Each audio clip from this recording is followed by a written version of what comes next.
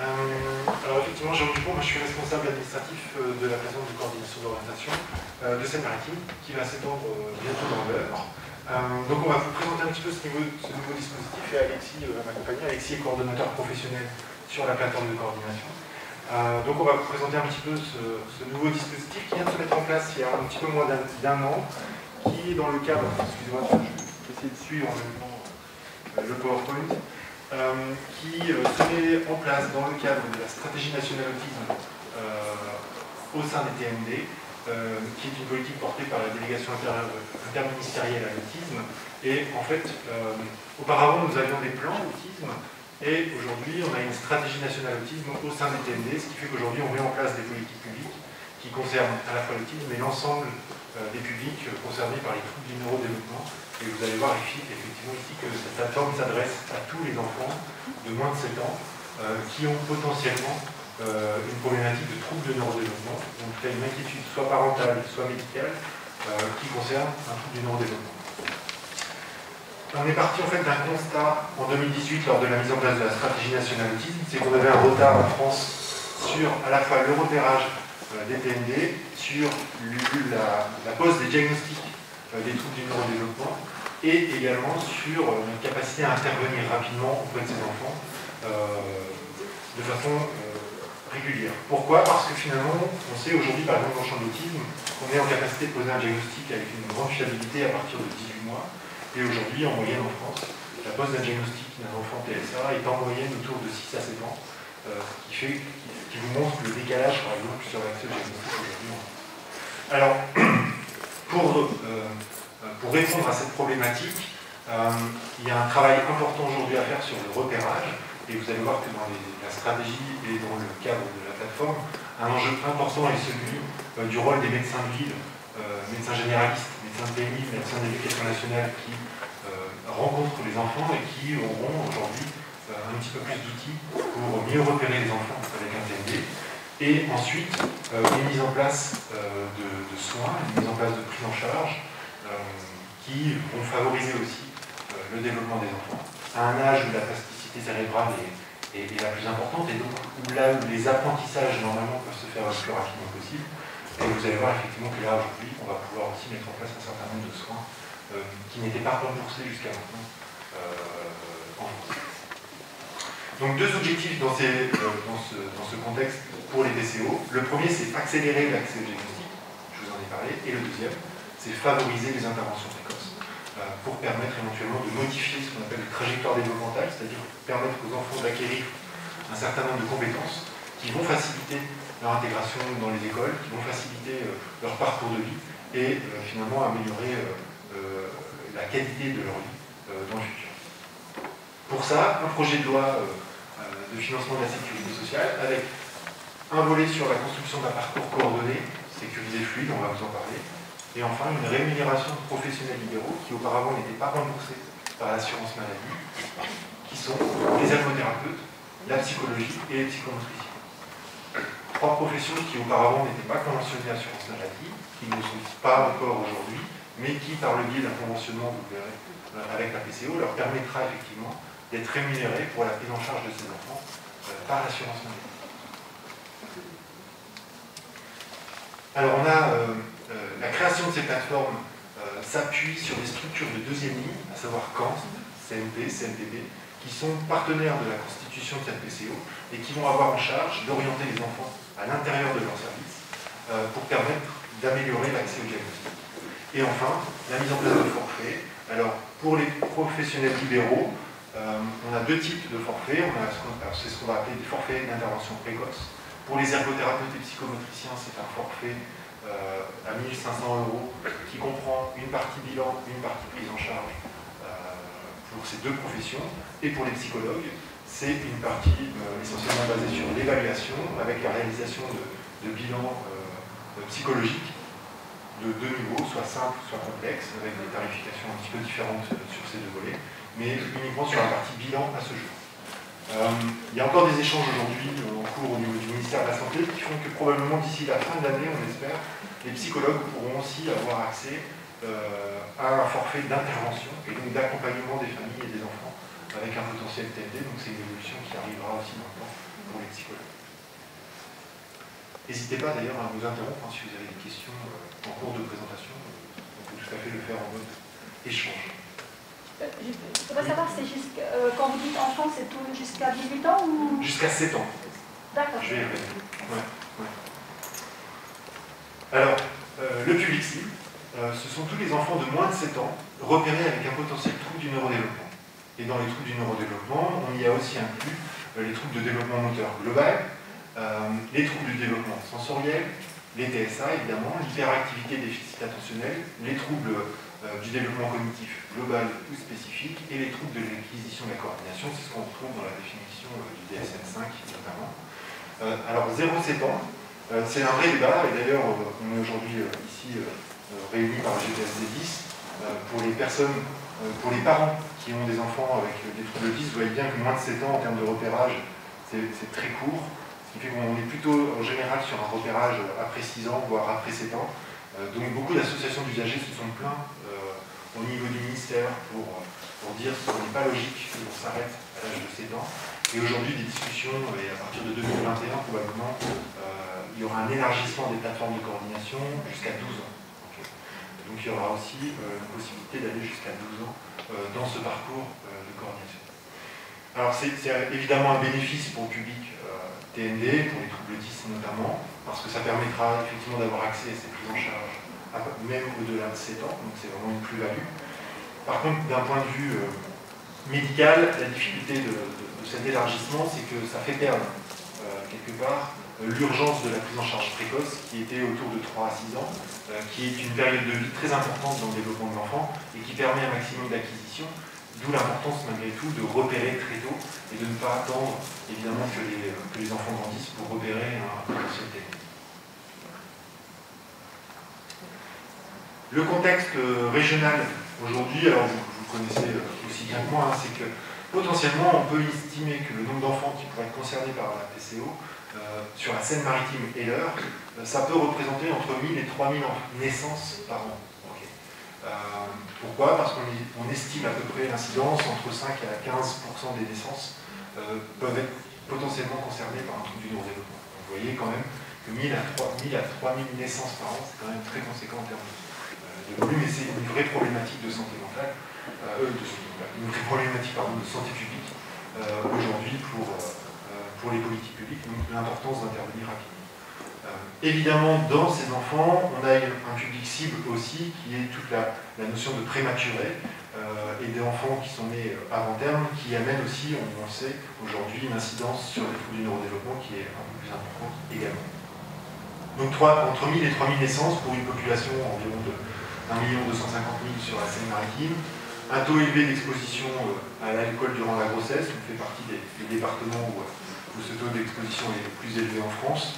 Un niveau de pollution importante, alors on a cité l'Ibrizol par exemple, mais on aurait d'autres exemples bien évidemment. Une démographie médicale qui est en chute libre, on sait aujourd'hui qu'on est très en grande difficulté pour l'accès à la médecine de ville, et un certain nombre de territoires aujourd'hui sont de plus en plus dépourvus de médecine de ville, malgré une organisation qui se met en place sur les territoires pour essayer de compenser.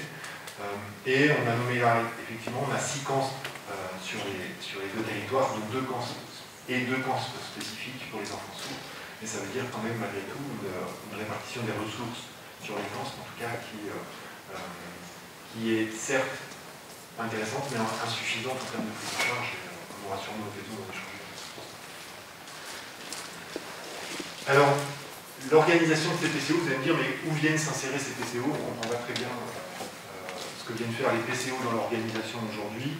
Alors, auparavant, il faut comprendre qu'on avait une organisation, par exemple, sur les enfants qui présentaient un trouble du spectre de l'autisme, où on avait une organisation graduée d'accès au diagnostic, avec des acteurs de repérage.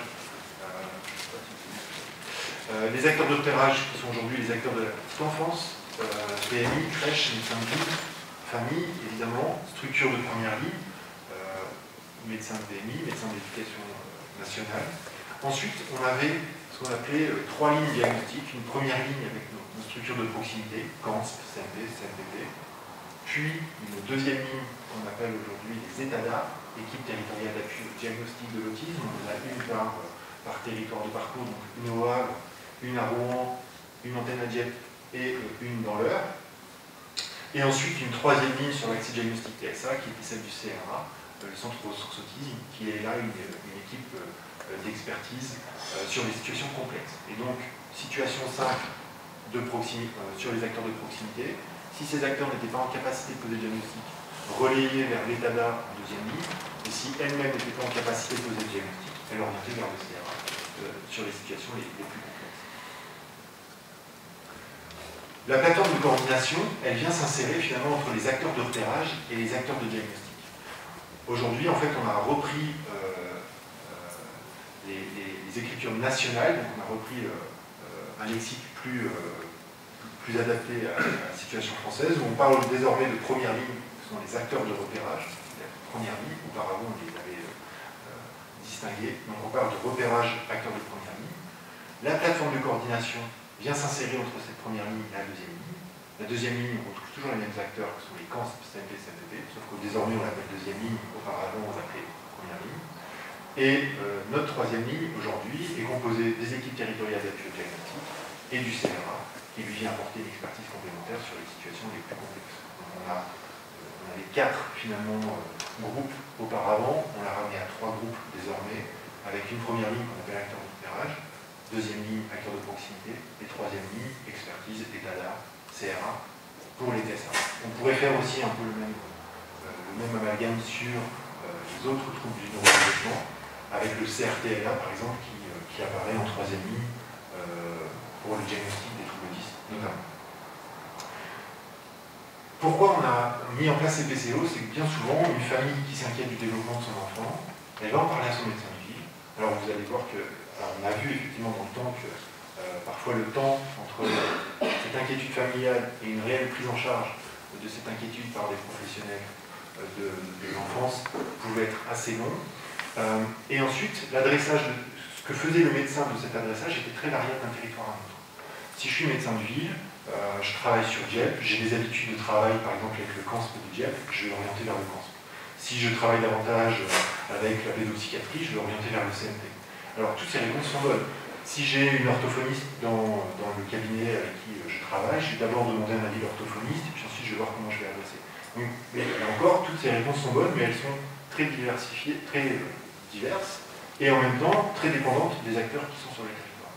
Et l'enjeu, finalement, en tant que parent, j'ai une inquiétude sur le développement de mon enfant, mon médecin me dit adressez-vous à un CANSP, un CMP, un CMPP. Comment je distingue le rôle d'un CANSP, d'un CMP ou d'un CMPP en tant que parent? C'est quand même très compliqué aujourd'hui de distinguer ce travail en tant que parent, je précise bien, mais même en tant que professionnel, parce que finalement, je pense qu'il y a beaucoup de professionnels ici. On devait demander à chacun de distinguer ce que fait un CANSP, ce que fait un CMP ou ce que fait un CMPP.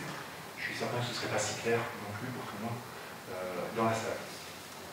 Et donc, plutôt que de confronter ces familles à devoir s'orienter elles-mêmes sur le territoire, la PCO vient jouer ce rôle d'orientation. Il faut imaginer la PCO comme un guichet finalement, qui va recevoir les demandes des médecins de ville et ensuite va adresser vers des acteurs de deuxième ligne. C'est un peu ça l'idée de cette PCO. Donc c'est comme un guichet unique, qui ensuite va orienter les enfants vers les structures, en fonction bien évidemment du territoire d'habitation, du lieu d'habitation de la personne, mais aussi en fonction de l'expertise nécessaire à la situation, en fonction des signes de repérage qu'on va avoir. Bien souvent, la famille, une fois qu'elle devait s'orienter vers un CANSP, un CMP, un CMPP, ce qu'elle faisait, ce qu'on ferait tous d'ailleurs, c'est qu'on va contacter chacune de ces structures, et en tant que parent, on va se demander quel est le plus réactif à pouvoir me recevoir et à recevoir mon enfant. Et en fonction de la liste d'attente de chacun, finalement j'allais vers celui qui était en capacité de me répondre le premier. Aujourd'hui, on va essayer de mieux travailler, de mieux coordonner l'accès à ces deuxièmes lignes, CANSP, CMP, CMPP, en valorisant les compétences professionnelles qu'il y a dans ces structures et en orientant en fonction des besoins des enfants, et non plus en fonction de l'opportunité que l'on peut avoir en termes de réponse. On va vous repréciser un petit peu le process par la suite. Alors, rapidement, la constitution de la PCO sur la Seine-Maritime, elle est constituée de l'ensemble des acteurs CANSP, CMP, CMPP de la Seine-Maritime. C'est-à-dire qu'aujourd'hui, tous les établissements, associations qui portent un CANSP, un CMPP, ou les centres hospitaliers qui portent les CMP, font partie de la démarche de la PCO. Donc on a une convention constitutive qui réunit tous ces acteurs. Vous voyez le CHU, bien évidemment, le GHH pour le Havre, la page pour Dieppe notamment, le Moulin Vert sur Rouen, la Fondation VE qui porte des CMPP, les PEP 76 qui portent également des CMPP, Hélène Keller qui porte des un cancer sur le territoire du Havre, le réseau périnatalité, parce que le réseau périnatalité a un réseau de médecins libéraux très important, axé aussi sur le développement des compétences sur les tout petits, ce qui fait qu'évidemment le réseau périnat nous permet aussi de rejoindre les médecins de ville sur la formation, sur l'aspect de la formation, sur l'aspect de l'information et de l'orientation de ces enfants également. Alors on a constitué cette plateforme en 3 antennes. Vous retrouvez une antenne sur le territoire du Havre, une antenne Rouen et une antenne à Dieppe. Pour l'antenne de Dieppe, on a un médecin qui pratique une journée semaine sur l'antenne, qui est Ingrid Calvasseur, et un professionnel coordonnateur qui est Alexis Leborne, qui vous parlera un petit peu de son rôle par la suite. Ensuite, on a une antenne à Rouen et une antenne au Havre. L'antenne, donc toutes ces antennes se coordonnent sur leur rôle et ensuite vont orienter sur les acteurs de proximité de deuxième ligne. Une fois en fait, qu'on a un adressage par un médecin de ville ou un médecin de PMI ou un médecin de l'éducation nationale, on va traiter le dossier, on va identifier quels sont les risques d'inquiétude et ensuite on va orienter vers des acteurs de deuxième ligne, et Alexis va vous en parler. Et en parallèle, on va pouvoir mettre en place aussi des prises en charge et ces bilans d'intervention ou ces bilans psychologiques vont pouvoir être rémunérés par Alexis notamment.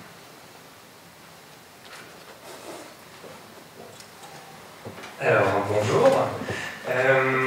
Donc concrètement, au niveau du fonctionnement des plateformes, comme vous a expliqué M. Dupont, moi je suis coordonnateur et je travaille avec le Dr Calvasseur qui est médecin au niveau du CHU et aussi au niveau du CRTLA. Et donc moi je viens du campus de Dieppe avec des connaissances plus spécifiques dans les troubles autistiques.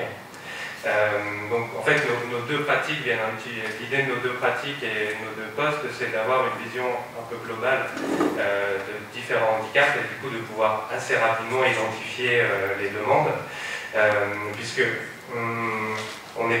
normalement on n'est pas censé rencontrer physiquement les familles régulièrement. Le rôle des plateformes est vraiment d'être un appui à la coordination des parcours des enfants plus que de la prise en charge. Donc très concrètement, on va s'appuyer sur un exemple. Donc imaginons une famille va rencontrer son médecin traitant avec un enfant âgé de 3 ans. Ils ont des inquiétudes sur le développement. Ils ont des inquiétudes sur le développement de leur enfant. Par exemple, il a des difficultés au niveau du langage, des difficultés de motricité, des petites choses comme ça. Le médecin traitant va utiliser l'outil de repérage. C'est un outil qui a été créé spécifiquement pour les plateformes, qui a été construit du coup avec une coordination de différents professionnels, donc des médecins, des psychologues, plusieurs corps de métier, en fait, pour avoir un outil qui soit efficace et pas trop compliqué à utiliser. Donc on vous le présentera après, dans un second temps. Donc le médecin traitant va prendre cet outil de repérage. Donc je vous l'expliquerai après, l'outil de repérage, ce sera plus simple. Il va utiliser ce support en fait pour voir si l'enfant est susceptible de présenter des troubles du neurodéveloppement ou pas. Une fois qu'il a rempli ce document, s'il s'avère en effet que c'est un enfant qui a un risque de présenter des troubles du neurodéveloppement, le médecin l'oriente sur la plateforme. Donc pour ce faire, il a deux possibilités. Donc soit il peut contacter directement la plateforme du territoire, il peut aussi passer par une adresse mail en fait on a une adresse mail qui centralise toutes les demandes, puisqu'il y a une secrétaire qui a été détachée pour la plateforme, qui s'occupe de recenser toutes les demandes. Donc si on envoie sur l'adresse mail, elle reçoit toutes les demandes et en fonction du territoire concerné, elle va réorienter l'outil de repérage sur le bon territoire. Une fois que nous on récupère l'outil de repérage, une fois qu'on l'a, alors on va déjà contacter la famille pour leur expliquer notre rôle, pour leur expliquer qu'on a bien reçu la demande, pour clarifier les choses. Si jamais l'outil de repérage est très complet, on n'aura pas forcément besoin de contacter le médecin dans un premier temps, mais si jamais il nous manque des éléments, on peut tout à fait contacter le médecin pour avoir plus d'éléments, pour s'assurer que du coup c'est une demande qui correspond bien à la plateforme de coordination d'orientation. Parce que du coup elle est vraiment destinée aux troubles du neurodéveloppement. Donc tout ce qui va être autre demande, va être réorienté du coup sur d'autres professionnels. Donc une fois qu'on a fait ce travail et que du coup l'enfant correspond aux critères de la plateforme, dans un premier temps, comme disait mon collègue, on va se tourner vers les structures du médico-social, donc principalement les camps, CMP, CNPP. En fait, c'est vrai que le gros avantage, comme il a été dit, c'est que quand on est confronté à devoir faire appel à ce type de structure en tant que parent, on ne sait pas forcément quelle est la spécificité de chaque structure. Du coup, on peut mettre notre enfant sur la liste d'attente d'une structure et en fin de compte attendre des mois pour avoir un rendez-vous. Et une fois qu'on a le rendez-vous, en fait, ça ne correspond pas à ce qu'on attendait. Du coup, ce qui est très embêtant puisqu'il faut recommencer depuis le début. Donc nous, en tant que plateforme, on s'est coordonné en fait avec les structures du médico-social pour déterminer un petit peu qui faisait quoi. Par exemple, nous, sur notre territoire ici à Dieppe, on a décrété concrètement tous les enfants de moins de 4 ans. On s'orientait vers le camp si on travaillait avec eux. Au-dessus de 4 ans, on travaillait plus avec le CMP et CNPP. Donc ça, c'est vraiment spécifique aux plateformes pour avoir une organisation qui tourne correctement. Même si les CMP et CNPP peuvent recevoir les enfants plus jeunes, pour nous, c'était important aussi de pouvoir clarifier les choses et qu'on puisse vraiment avoir une organisation très concrète. Donc, du coup, pour notre enfant, par exemple, à 2-3 ans, on va s'orienter vers le camp. Donc, on va prévenir la famille pour se mettre en contact avec le camp, parce qu'on va évidemment leur demander leur accord pour pouvoir éventuellement discuter du dossier et transmettre les informations que pourrait nous avoir donné le médecin. Donc, le camp, du coup, va nous dire s'il peut, on a la possibilité de le recevoir. Donc, est-ce qu'éventuellement on peut avoir un rendez-vous avec le pédiatre du camp? Est-ce que si ce rendez-vous a lieu, il y aura possibilité d'une prise en charge pour l'enfant par la suite ou pas? Donc en fonction des réponses du camp, donc soit ils nous disent qu'ils vont pouvoir le recevoir, le pédiatre va pouvoir le recevoir et après ce rendez-vous il pourrait y avoir une prise en charge. Dans ce cas-là, une fois que le rendez-vous sera fait, nous on sort du dispositif. L'enfant est pris en charge par le camp, on a fait notre boulot, il a son accompagnement. Si le camp nous dit qu'ils n'ont pas de possibilité d'accompagnement dans un délai d'1 an, par exemple, nous, on va aller se tourner vers les professionnels en libéral avec lesquels, en fait, on conventionne pour pouvoir trouver des prises en charge rapidement. Puisqu'en fait, le but principal des plateformes, c'est de pouvoir au maximum accélérer les procédures de diagnostic et surtout les prises en charge au-delà du diagnostic. Puisque le diagnostic, c'est bien, mais c'est surtout ce qui est le plus important, c'est que l'enfant puisse bénéficier de soins le plus tôt possible. Donc du coup, très concrètement, c'est des forfaits. Donc pour les psychomotriciens et les ergothérapeutes, on est sur des forfaits où on propose un bilan plus 35 séances qui sont financées par la plateforme. Donc pour que les professionnels en libéral puissent travailler avec nous, il faut qu'ils conventionnent avec nous forcément, qu'ils acceptent les modalités financières du dispositif. Donc l'idée, ça va être, dans un premier temps, quand on n'a pas la possibilité d'avoir un camp, avec ma collègue, on va regarder un petit peu ce qui est le plus pertinent à faire en premier. Est-ce que ça va être de faire un bilan? Parce que du coup, pour les bilans auprès des psychologues, on a deux formules. Soit on peut faire des bilans simples, on va dire, qui consistent en gros à une anamnèse, où en gros, on va demander aux psychologues de voir un petit peu grossièrement, on va le dire comme ça, de manière qualitative, comment fonctionne le langage, comment fonctionne la motricité, l'autonomie, etc. Donc l'idée c'est un peu d'avoir une photographie du développement de l'enfant à un moment T. Donc ça c'est le plus petit forfait, mais on peut aussi faire appel à un forfait un peu plus important pour les psychologues, où là ça va être vraiment des tests psychométriques. Donc c'est vraiment dépendant de ce qu'on va récolter comme information et de ce que nous, sur la plateforme avec ma collègue, on va décider en fait de ce qu'on va faire derrière. La plupart du temps, ce qu'on a quand même tendance à faire, c'est commencer par une prise en charge, soit en psychomotricité, soit en ergothérapie. On commence la prise en charge en fonction des observations de la collègue. On va s'orienter sur tel type de bilan. Parce que du coup, on ne peut pas faire autant de bilans qu'on veut. Ça se limite souvent à un bilan par enfant, en ce qui concerne les psychologues.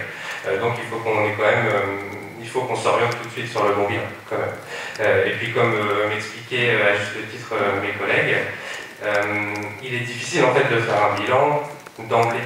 Parce qu'un enfant peut avoir un retard dans un domaine de compétences, mais que ça ne soit pas forcément un trouble. Que ce soit simplement il a pris du retard et qu'en fait, au bout d'une dizaine de séances, on se rend compte que le retard est rattrapé et en fin de compte, il va reprendre son cursus ordinaire et il n'y aura pas de problème particulier. Donc c'est vrai que l'analyse de ces professionnels-là est importante pour qu'après on puisse cibler le bilan le plus important. Donc quand on met en place un bilan, il y a des réunions qui sont faites. Donc il y a 2 réunions qui sont faites en présentiel, donc au bout de 6 mois de prise en charge, on fait une synthèse du coup avec le professionnel et la famille. Il y a une autre synthèse à la fin de l'accompagnement, donc environ au 12e mois, parce qu'en gros, alors, on considère que c'est 1 an de prise en charge sur les plateformes, mais en fait c'est aussi dépendant du forfait. Vu que c'est des forfaits de 35 séances, si les 35 séances sont faites sur 1 an et demi, bah, ça sera 1 an et demi. C'est pas, on est vraiment plus sur l'idée du nombre de séances plutôt que le temps concret. On va pas arrêter au bout d'1 an, s'il restait 15 séances, toutes les séances iront à leur terme. Pareil, un enfant qui entrerait à 6 ans et 11 mois sur le dispositif, du moment qu'il entrait sur le dispositif, même si on trouve l'accompagnement que dans l'année de ses 7 ans, ça fonctionne quand même, puisqu'il est rentré avant ses 7 ans. Donc en parallèle de ces deux synthèses qui sont faites, nous on fait un point avec le professionnel en libéral au bout de 3 mois et au bout du 9e mois. Donc ce point-là il est plutôt fait par téléphone, s'il y a besoin on peut les rencontrer, mais pour que ça ne soit pas trop lourd en termes de travail supplémentaire pour les libéraux. Du coup on est plutôt parti sur cette organisation, parce que du coup ça, concrètement, quand un professionnel est conventionné avec la plateforme, quand il reçoit l'enfant, en fait, on remplit un contrat d'accompagnement qui fait office de financement. Et après, à chaque rendez-vous, le professionnel fait signer un document à la famille qui fait office de présence à la séance. Au bout d'un certain nombre de séances, le professionnel doit envoyer les documents aux plateformes pour après être payé. Donc c'est vrai que ça leur rajoute, même si c'est pas grand-chose, 1 plus 1 plus 1 plus 1 plus 1, au bout d'un moment, ça leur fait quand même pas mal de choses à faire. Donc on a essayé de faire en sorte que ça soit le moins lourd possible aussi en termes administratifs pour eux, puisqu'ils ont déjà pas mal de choses à gérer. Donc l'idée, voilà, l'idée ça va être celle-là. Après, il y a plusieurs... Alors, imaginons une famille pour laquelle on n'a pas trouvé de possibilité de vacances. Il va être mis sur liste d'attente aux vacances. On va faire l'accompagnement en psychomotricité. Du coup, imaginons qu'on ait besoin qu'après le bilan, il s'avère qu'il y a besoin de séances, on va partir sur le forfait de 35 séances. En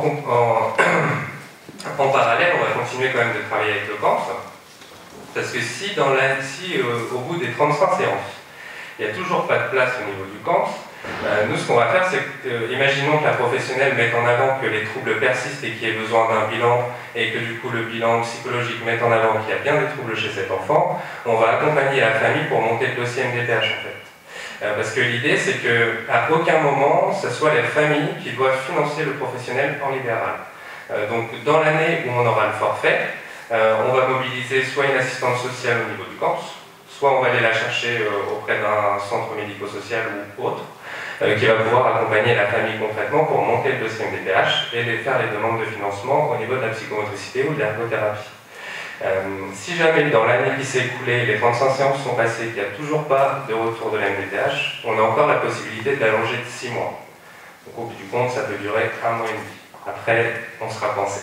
Mais on a quand même du coup tout ce laps de temps qui nous permet de constituer le dossier MDPH avec la famille, et du coup il y a quand même de grandes chances que dans le temps de prise en charge au sein de la plateforme, la famille ait un retour de la MDPH et que du coup les soins après soient financés par la MDPH. Donc voilà, après l'enfant, il y a aussi la possibilité pour un enfant qui n'aurait pas besoin du CAMS, par exemple qui aurait des troubles moteurs mais qui n'aurait pas besoin d'un accompagnement pluridisciplinaire. Pour cet enfant, du coup, on va simplement aider la famille à monter le dossier MDPH. Ça sera le médecin traitant qui gardera la coordination médicale. Mais nous, du coup, on aura fait tout le parcours avec la famille pour avoir des soins qui sont remboursés pour l'enfant. Après, si c'est un enfant qui a des besoins multiples, du coup, nous, on va vraiment s'appuyer sur les structures du médico-social pour qu'ils puissent faire la prise en charge par la suite. Donc voilà. Après, on a aussi le gros plus des dispositifs plateformes, c'est qu'on peut avoir accès à des consultations fédération, qui sont en fait, c'est au niveau du CHU de Rouen, on a la possibilité de faire appel à des confrères, donc qui sont soit du centre de ressources autisme, qui sont soit du centre de référence des troubles des apprentissages, qui vont pouvoir proposer des consultations aux familles. Donc ça, c'est un point qui est très important parce que du coup, quand les éléments qu'on a récoltés ne nous permettent pas de poser un diagnostic, qu'on est embêté malgré tous les documents qu'on peut avoir, toutes les données qu'on a sur l'enfant, nous, à notre niveau, on n'arrive pas à mettre le doigt sur quelle est la difficulté concrète de l'enfant, on peut demander à ces professionnels, via le secrétariat des plateformes, de recevoir l'enfant et du coup d'aller plus loin dans la procédure diagnostique. Et du coup, eux, ayant un regard encore plus expert que le nôtre, vont souvent réussir à démêler les différents troubles de l'enfant et pouvoir poser du coup un nom sur les difficultés de l'enfant. Donc ça, c'est quand même un appui qui est vraiment pas négligeable parce que ça peut mettre très longtemps d'avoir des rendez-vous dans certains services. Donc d'avoir accès à ces consultations est vraiment un point d'appui important. Donc voilà, on va revenir sur l'outil de repérage. Oui. L'outil de repérage? Oui, je vais compléter. L'outil de repérage, alors c'est un outil qu'on peut retrouver sur Internet. Il a été constitué effectivement par la HAS, un groupe d'experts de la HAS qui a constitué cet outil. L'idée était de pouvoir outiller les médecins de ville sur un repérage qui puisse se faire rapidement et qui puisse aussi confirmer les inquiétudes que peut avoir la famille. Autrement dit, l'idée, c'est de ne pas laisser personne sans réponse par rapport à des inquiétudes qu'il pourrait avoir par rapport à son développement. Cet outil, donc, il est sur Internet, vous pourrez le retrouver, si vous tapez outil repérage TND HAS, vous allez tomber dessus sur Internet. Et s'il y a des médecins ou s'il y a des professionnels ici de la petite enfance, vous avez aussi un site Internet qui s'appelle tndtest.com qui vous permet de vous exercer, en fait, ou de faire une première expérimentation de l'outil. Si vous rencontrez un enfant, vous n'êtes pas certain de devoir l'adresser vers la PC ou pas, vous pouvez aller sur ce site Internet. Et ce site, en fait, va vous permettre de compléter l'outil. Et à la fin, il va vous dire effectivement s'il y a des raisons d'inquiétude ou pas concernant l'enfant. Je vais juste vous montrer, je vais essayer de me connecter à Internet rapidement. Normalement, j'ai du réseau.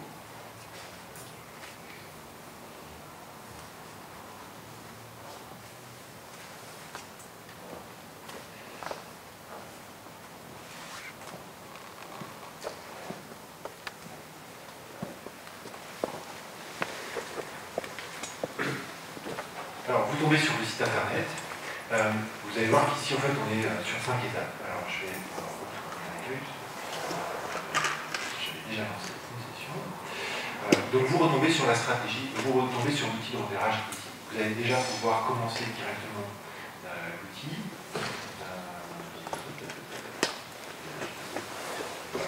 Alors, vous allez choisir l'âge de l'enfant. Si vous avez un enfant, par exemple, qui a 18 mois, vous allez pouvoir choisir les signes d'alerte entre 12 et 17 mois. Okay, donc vous allez pouvoir cocher sur cette case. Voilà. Alors, il va vous poser la question de différents facteurs de risque qui sont liés au TND, à savoir, est-ce que dans la fratrie, il y a un potentiel TND, par exemple, est-ce qu'il y a une exposition prénatale à un toxique majeur, est-ce qu'il y a une grande prématurité, le poids de naissance, une encéphalopathie, des anomalies cérébrales, ou d'autres types d'infections ou syndromes génétiques qui auraient pu être révélés. Ça, c'est ce qu'on appelle, nous, des facteurs transversaux, qui sont des facteurs de haut risque pour les TND. Une fois que vous allez compléter cette question, ensuite, on va vous amener aussi sur ce qu'on appelle, nous, les comportements instinctuels, sensoriels et émotionnels. Alors, évidemment, on aura aussi à accompagner les médecins dans la compréhension de ces éléments, mais est-ce qu'il y a des troubles, par exemple, du sommeil? Est-ce qu'il y a des troubles alimentaires, des difficultés alimentaires, des difficultés dans la prise des repas, par exemple, ou plutôt des problématiques liées au sensoriel, au sensorimoteur, à savoir sur l'aversion ou l'évitement de certaines textures ou tissus, une hyper ou une hyporéactivité à certains stimuli sensoriels. Par exemple aussi des comportements anormalement calmes, voire passifs, etc. Enfin, une intolérance exagérée au changement d'environnement, des colères, par exemple, répétées, violentes, inconsolables, une hyperactivité motrice. Tout ça font partie des facteurs de repérage qui sont importants dans le traitement de la situation. Une fois qu'on aura complété cette ligne, on va vous amener sur des critères d'alerte sur différents domaines. Motricité globale, motricité fine, langage oral, socialisation. Et dans ces domaines, à partir du moment où pour les enfants de moins de 3 ans, vous avez deux de non, il y a des raisons de s'inquiéter du développement de l'enfant. Et là, en fait, on est parti sur des signes de repérage, à la fois au niveau moteur, psychomotricité fine, psychomotricité globale, au niveau cognitif plus tard pour les enfants de plus de 3 ans, il y a une 5e catégorie qui s'ajoute, qui va permettre aux médecins de pouvoir compléter ces questions. Et alors vous les retrouvez ici, évidemment, je passe un petit peu rapidement, mais si vous souhaitez qu'on y revienne, on pourra le faire. Mais à partir du moment où vous avez le nom, à la fin de l'exercice, effectivement, la solution va vous dire il y a des raisons de s'inquiéter, vous pouvez adresser vers la personne. Donc vous aurez à reprendre le formulaire version PDF, compléter ce formulaire et l'adresser à la plateforme. Donc c'est un outil de repérage qui a été constitué par la HAS. Aujourd'hui, il n'est pas validé scientifiquement, il n'y a pas eu d'étude de validation scientifique à ce jour. L'idée était plutôt de fournir un outil à des médecins qui leur donne un aiguillage, il n'y a pas de garantie derrière, il se pourra très bien qu'après l'exploration médicale, finalement l'inquiétude n'avait pas lieu d'être, finalement il n'était pas nécessaire de s'inquiéter, mais ça permet d'avoir une surveillance au moins plus accrue du développement de l'enfant. Tu voulais rajouter donc, juste au niveau de l'outil de repérage, nous sur le terrain, ce qu'on se rend compte, c'est qu'il peut manquer de sensibilité. Certains enfants ne vont pas côté positif, on va dire comme ça. Et en fait, il y a quand même des enfants pour lesquels on a des inquiétudes, donc surtout quand les médecins et la famille ont des inquiétudes vraiment et que l'outil ne code pas positif, ils peuvent quand même orienter vers la plateforme. Parce que du coup, on rencontre souvent le cas où il n'y a pas suffisamment de noms. Parce que par exemple, au-dessus de 3 ans, il faut 2 noms dans 3 domaines différents pour que l'enfant soit considéré à risque de trouble du neurodéveloppement. Et on a quand même pas mal de fois où ça ne code pas vraiment. Et en fait, il y a quand même beaucoup de signes d'inquiétude. Et dans ce cas-là, on prend quand même en compte la demande. Voilà. C'est effectivement le message qu'on passe au médecin. S'il y a une inquiétude familiale, le médecin est également inquiet. Même s'il n'y a pas les signes, effectivement, adresser la demande vers la PCO. Ça permettra éventuellement d'avoir une consultation. Si les signes ne sont pas suffisamment avérés, ça peut permettre par exemple une consultation en pédiatrie ou en neuropédiatrie qui permettra de rassurer la famille, rassurer les médecins et ça peut s'arrêter là. Mais s'il y a des raisons de s'inquiéter, l'exploration médicale va permettre éventuellement de creuser ces situations. Donc c'est important effectivement de rappeler. Alors pour les professionnels libéraux qui vont conventionner avec la PCO, alors effectivement la PCO reçoit les crédits d'assurance maladie. Et c'est les professionnels libéraux qui conventionnent avec la PCO. Les 3 professionnels qui vont conventionner avec nous, psychologues, ergo, psychomotes, vont s'engager en fait dans ce conventionnement au respect des recommandations de bonne pratique de la HAS, au partage d'informations suite à leur bilan et au transfert d'informations qu'ils auront mis en place, et ensuite vont s'engager sur les modalités tarifaires dont on vous a parlé. Alors ergo et psychologue, forfait, intervention plus évaluation à 1 500 €. Bilan plus 35 séances environ d'intervention. Et ensuite, pour les psychologues, bilan à 170, à 120, je ne sais pas pourquoi c'est 170, c'est 120, et 300, qui permet effectivement de réaliser certains bilans. Alors, les pros conventionnent avec nous. Alors, qu'on dit nous, c'est le PCO, mais c'est par l'intermédiaire d'une structure qui est partenaire de la PCO, qu'on appelle le PCPE, pôle de compétences et de prestations externalisées Normandie-Senior, mais qu'aujourd'hui, les professionnels libéraux connaissent bien. Enfin bref, ça doit être transparent pour les libéraux. Interpellation de ces professionnels. Et ensuite, on interpelle les pros qui ont conventionné avec nous en fonction des situations rencontrées. On va chercher un psychomote. L'enfant habite près de eux, par exemple. C'est toujours un bon exemple. Mais on va essayer de trouver un psychomote sur eux en fonction des conventionnés. On va essayer d'aller repérer des psychomotes qui ne sont pas encore conventionnés et qu'on va essayer de conventionner avec eux. Okay. Il y a un point qui est important, c'est qu'on pose souvent la question, chez les libéraux, on pose souvent la question, quand vous vous engagez avec la plateforme, vous n'êtes pas obligé d'accueillir les enfants. Très concrètement, moi, comme la manière dont je fonctionne sur le territoire, avec l'accord des familles, j'envoie le dossier de l'enfant, enfin les données qu'on a sur l'enfant, aux professionnels en libéral. Ils regardent le dossier et ils me disent si ça correspond à ses compétences ou non. Il n'y a aucune obligation, on ne va pas vous dire que vous devez recevoir cet enfant. Vraiment, c'est un travail de partenariat avec eux et chacun reçoit les enfants pour lesquels il se sent compétent de les accompagner. Donc effectivement, on présente l'enfant au professionnel, il nous dit effectivement si ça répond à ses compétences. On présente les objectifs, parce que sur un an, évidemment, on ne peut pas travailler sur l'ensemble des domaines, donc on va essayer de cibler les domaines les plus prioritaires avec la famille. On va chercher l'accord du professionnel, l'accord de la famille, et là on lance le forfait d'intervention précoce à ce moment-là. Entre les textes et ce que l'on a mis en place, on a essayé de trouver certaines adaptations pour les professionnels libéraux. Les textes prévoient un paiement des forfaits par carte, c'est-à-dire que vous avez en fait, pour les psychologues et pour les psychomotes et ergo, un paiement, une réalisation d'un bilan, puis 5 séances, et là en fait on payait le premier quart, puis tous les 10 séances, on payait le professionnel libéral, ce qui faisait 4 paiements pour arriver à 1500 €. Les professionnels nous ont dit que ça faisait trop long en termes de délai pour pouvoir être rémunérés, donc on a modifié aussi cette approche. Ça veut dire qu'aujourd'hui, en fait, avec les pro-libéraux, on leur demande quelle est la modalité qui leur convient le mieux. On a rajouté 2 modalités à ça. La première, c'est un paiement toutes les 5 séances, c'est-à-dire bilan, on vous rémunère, et ensuite toutes les 5 séances, on rémunère les professionnels jusqu'au montant de 1500 €. Voilà. Ça, c'est une première adaptation qu'on a mis en place. Ensuite, on en a mis une deuxième, c'est lorsque le bilan, par exemple, en psychomotricité a déjà été réalisé, soit au sein de la CANS, soit déjà par un professionnel libéral, et qu'il n'y a pas nécessité de refaire ce bilan, on le transforme en 5 séances, donc on rajoute 5 séances, et là on peut aussi rémunérer aux 5 séances. Les textes prévoyaient aussi des retours tous les 3 mois. Le libéral devait faire un retour à la PCO de l'évolution de l'enfant tous les 3 mois. On a par écrit. On a assoupli évidemment aussi ce dispositif-là, parce que tous les 3 mois, ça nous paraît trop court, et on l'a mis au 6e mois, le retour. Alors toi, tu fais un retour au 3e mois par téléphone, et au 9e mois, donc on a essayé d'assouplir ce suivi. Ce qui est important pour nous, c'est qu'on maintienne le lien entre le professionnel libéral et le coordonnateur professionnel pour s'assurer de l'évolution de l'enfant et l'adaptation du projet si nécessaire pendant le cours de l'année. Ça, c'est une première chose. Donc voilà, donc on a essayé évidemment d'adapter. Là aussi, par exemple, par rapport aux séances, on adapte les séances aussi en fonction de la capacité de l'enfant à assurer cette séance. C'est-à-dire qu'on ne va pas forcément sur des séances d'1 heure, on peut aller sur des séances de 3/4 d'heure. Donc on adapte. Donc vous voyez que pour des psychomotes qui veulent conventionner avec nous, globalement on est sur des séances qui tournent autour de 39, 40, 41 € la séance. Chacun a fait ses petits calculs. Donc j'ai toujours des versions un petit peu différentes. Mais globalement on est autour d'une quarantaine d'euros la séance. Pour les psychomotes et pour les ergots.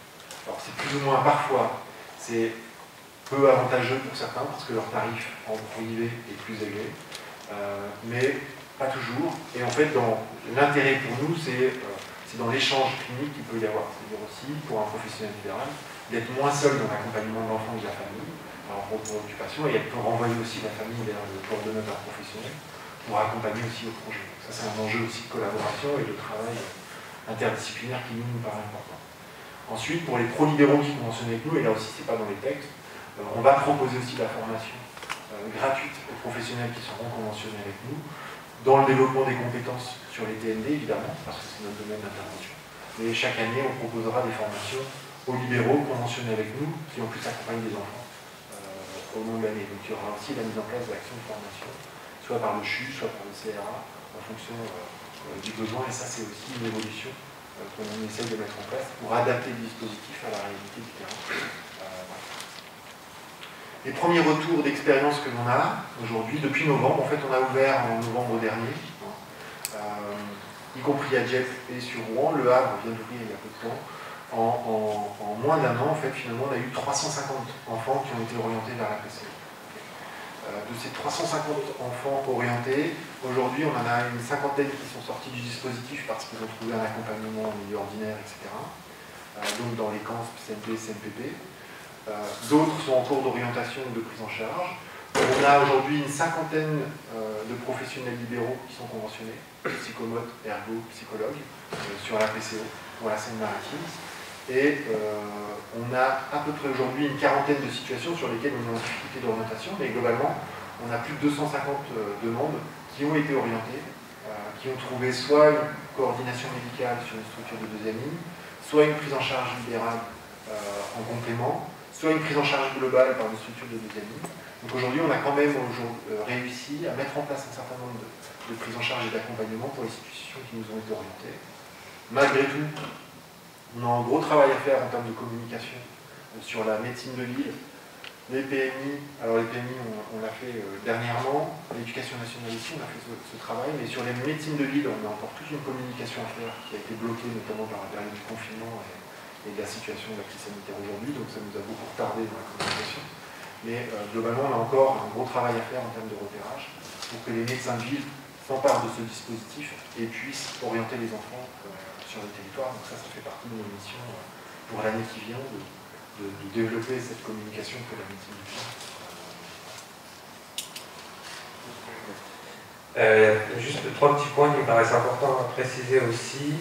Quand on oriente une famille vers un professionnel en libéral, la famille n'est pas dans l'obligation de travailler avec ce professionnel. Si jamais ça ne se passe pas bien ou que le contact ne passe pas, ce qui peut arriver entre l'enfant et le professionnel, c'est pas parce que la famille nous dit ça se passe pas très bien avec ce professionnel, nous on préfère travailler avec un autre professionnel, on va pas les sortir du dispositif.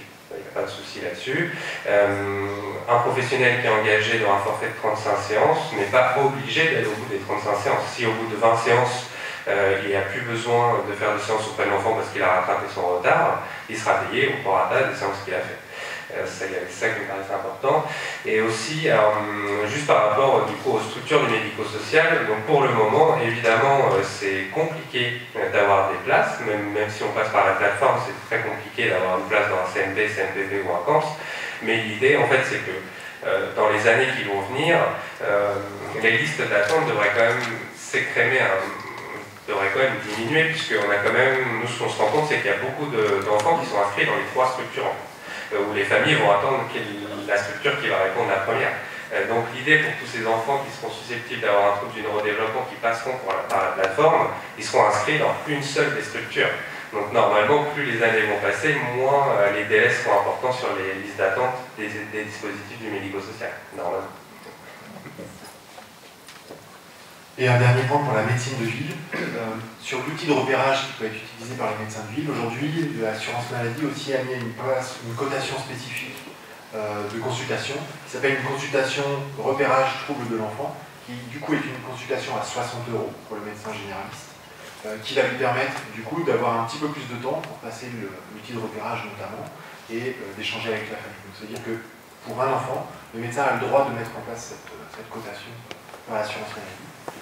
Qui est du coup une séance une consultation à 60 € au lieu de 30 € pour les enfants. Et ensuite, une fois par an, il pourra coter une consultation aussi de coordination, qui est une consultation à 48 ou 46. À 46 € qui permettra aussi d'avoir un temps de coordination, de contact avec les partenaires concernant l'évolution de la situation et du parcours de l'enfant. Donc c'est aussi 2 cotations différentes qui ont été ajoutées dans la nomenclature de l'assurance maladie pour la médecine de ville. C'était important de le préciser aussi. Voilà ce qu'on pouvait vous dire. Je ne sais pas s'il y a des réactions, des questions. On est évidemment dispo pour répondre à ça.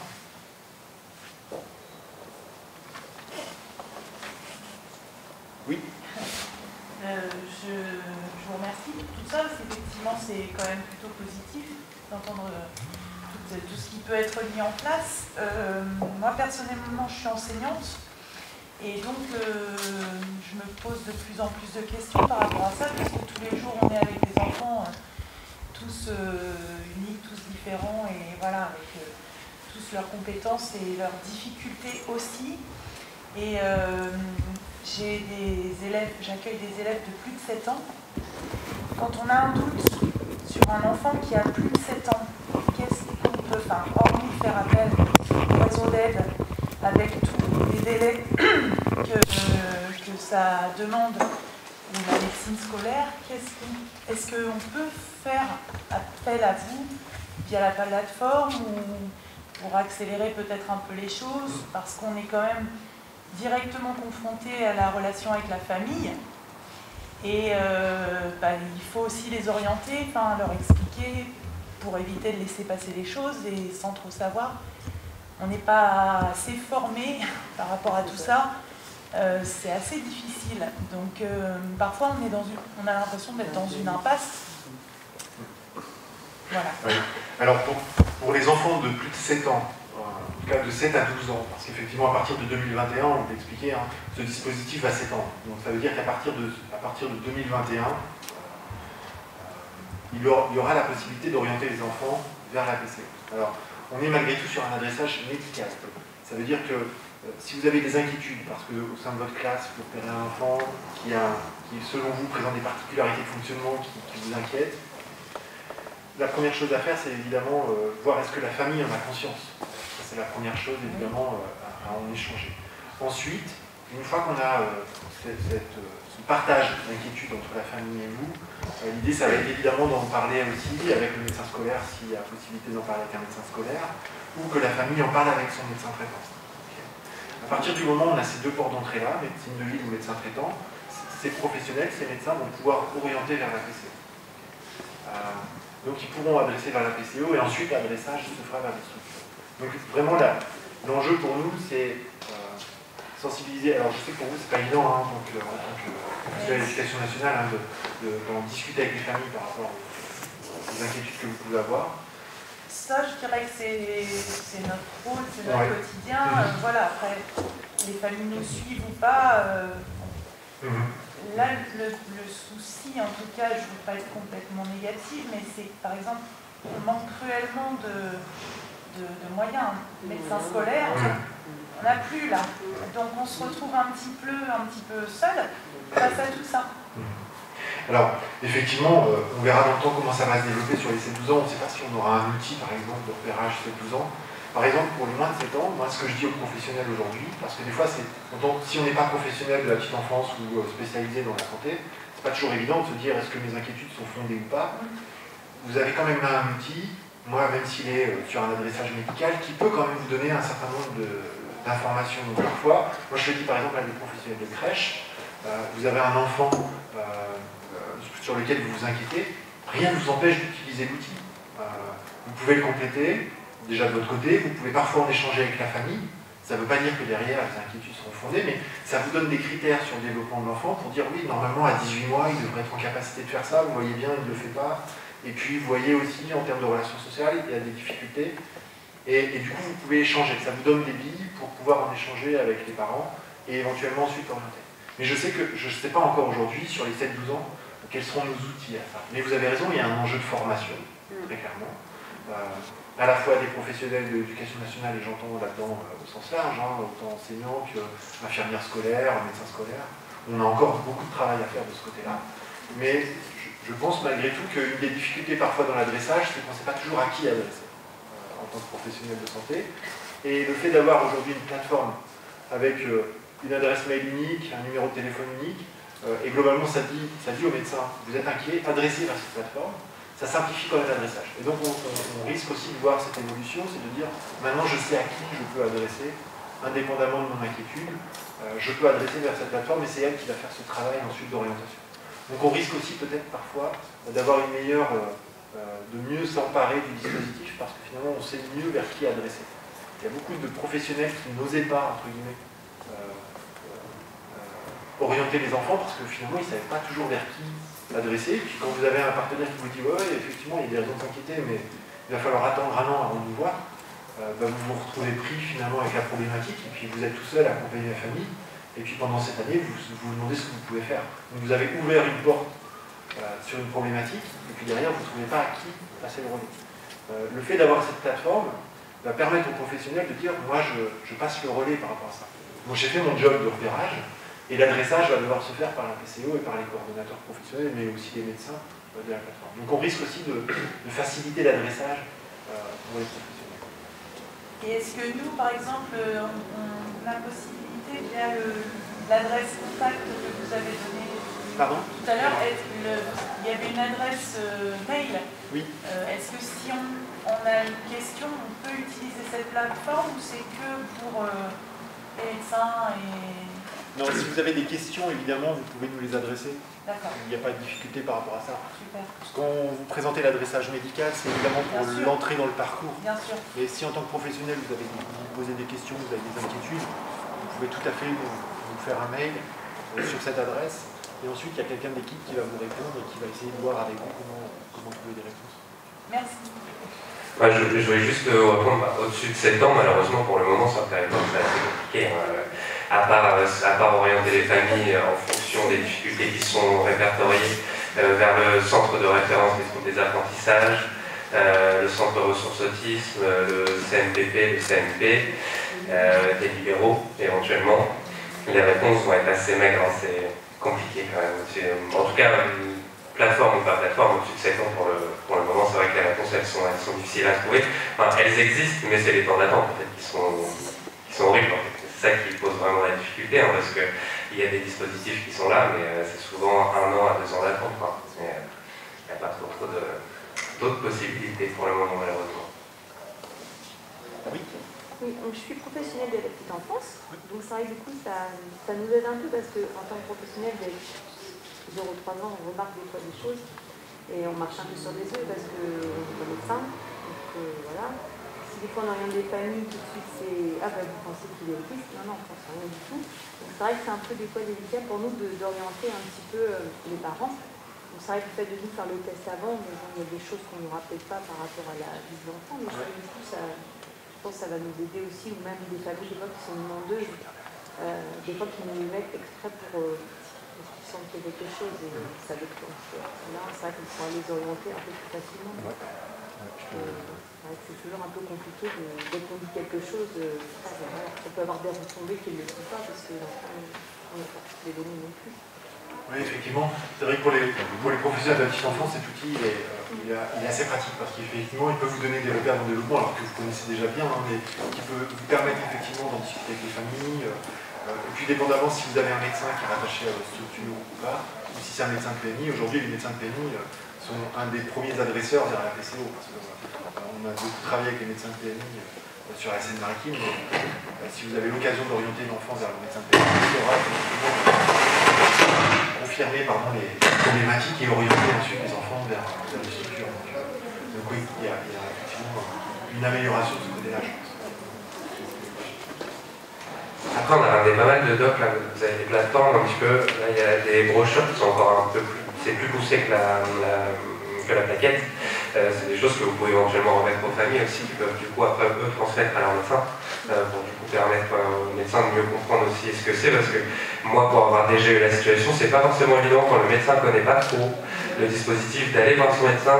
Il y a un outil de repérage qui existe pour repérer les troubles de mon enfant, est-ce que vous pouvez le remplir? Le médecin des fois peut éventuellement dire mais je sais pas ce que c'est, moi je n'utilise pas quelque chose que je connais pas.